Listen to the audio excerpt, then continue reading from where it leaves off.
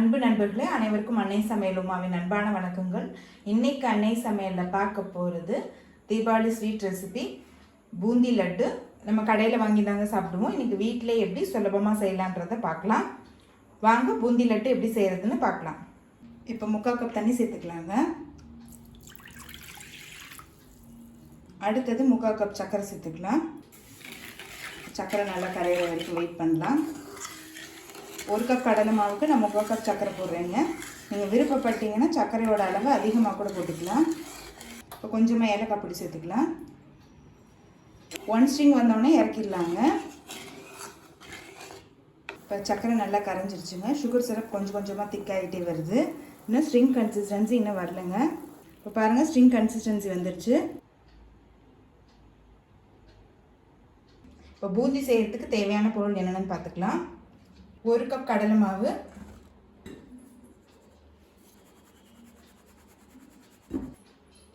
1 table spoon அரிசி மாவு. அரிசி மாவு அந்த பூந்தியோட ஷேப்புக்காக சேர்க்குறோம். இப்போ 1/2 கப் தண்ணி சேர்த்துக்கலாங்க.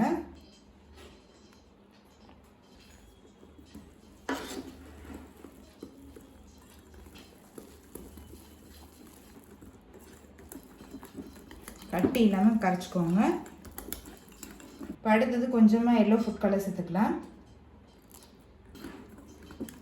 இப்போ கொஞ்சமாக பேக்கிங் சோடா தண்ணியில் கரைச்சி சேர்த்துக்கலாம்.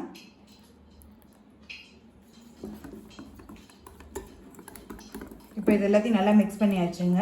இப்போ பாருங்கள், இந்த கன்சிஸ்டன்சியில் இருக்கணும். இப்போ பூந்தி போட ஆரம்பிச்சிடலாங்க. பூந்தி பண்ணுறதுக்கு இது மாதிரி கடையில் கிடைக்குங்க. உங்கள்கிட்ட அது இல்லைன்னா நீங்கள் ஜார்னி கூட யூஸ் பண்ணிக்கலாம். ஒரு கரண்டி மாவு எடுத்து இதில் போட்டுக்கலாம்.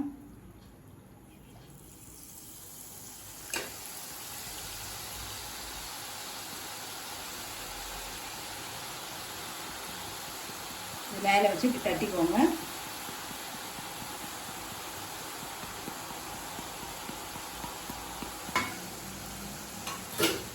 காரா பூந்தி மாதிரி ரொம்ப கிறிஸ்பியாக இருக்கக்கூடாதுங்க. இப்போ உடனே எடுத்துடலாம்.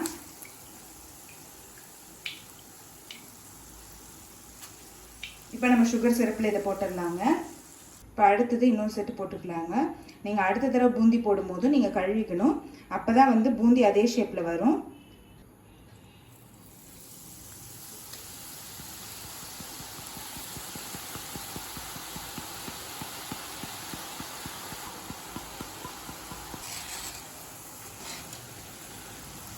இப்போ உடனே எடுத்துடலாம். இப்போ அந்த சுகர் சிரப்பில் போட்டுக்கலாங்க. இப்போ அடுத்து ஜார்னி வச்சு எப்படி செய்யறதுன்னு பார்க்கலாம்.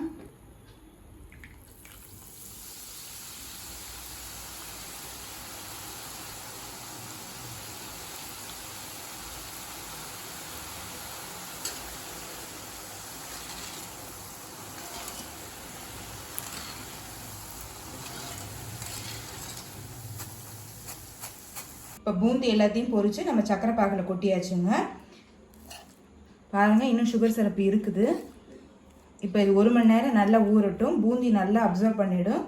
தேவையான அளவு நெய், கொஞ்சம் முந்திரி சேர்த்துக்கலாம்.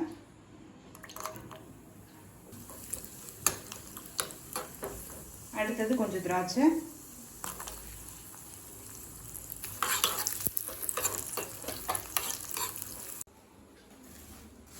இப்போ 1 மணி நேரம் ஆகிடுச்சுங்க. நல்லாவே ஆறிடுச்சு. சக்கரை பாகு பாருங்கள், எதுவுமே இல்லை, நல்லா உறிஞ்சிடுச்சு. இப்போ வறுத்து வச்சுருக்க முந்திரி திராட்சை இதில் சேர்த்துக்கலாம். இது நல்லா மிக்ஸ் பண்ணிக்கலாங்க.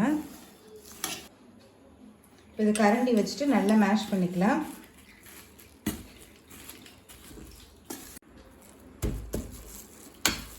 நீங்கள் விருப்பப்பட்டீங்கன்னா மத்து இல்லைன்னா மேஷர் வச்சு கூட மசிச்சுக்கலாங்க. நமக்கு பார்க்கறதுக்கு லட்டு அழகாக இருக்கும்.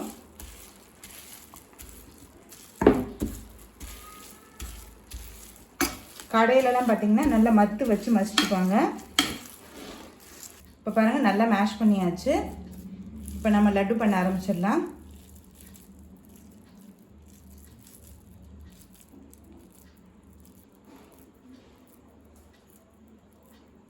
பாருங்கள், லட்டு ரெடி ஆகிடுச்சு.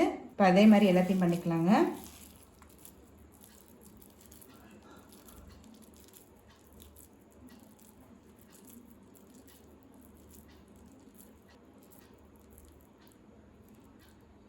நீங்கள் விருப்பப்பட்டீங்கன்னா இதில் பச்சை கற்பூரம் சேர்த்துக்கலாம்.